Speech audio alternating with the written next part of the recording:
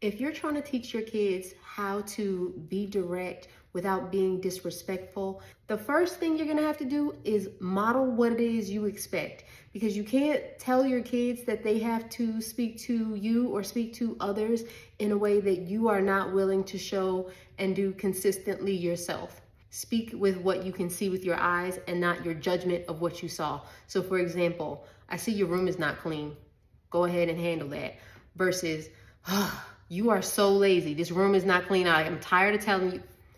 That's where we're getting into putting them down and putting labels on them that they'll start to internalize and believe about themselves. So we want to avoid doing those kinds of things. The next thing you want to do is build up their vocabulary for emotion words. There are tools that you can look for online, like an emotion wheel. I also would highly recommend the book from Brené Brown, Atlas of the Heart, where she really digs deep into naming emotions and what is really underlying them. That's probably one of the best books I've read so far this year.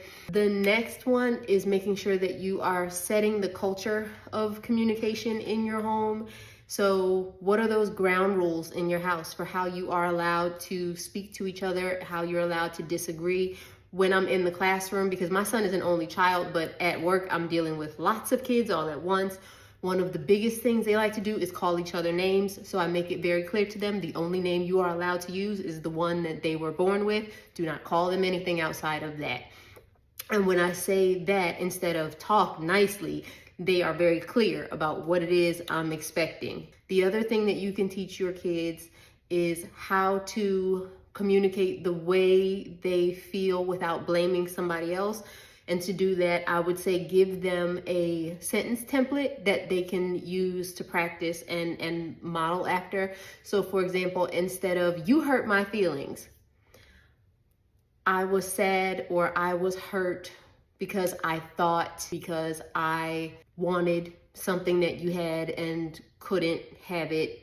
But it's taking the blame off of the other person and explaining what it is that was going on inside the child, because most of what we feel is a reaction to a thought that we have. So you can start modeling that process by giving them frames.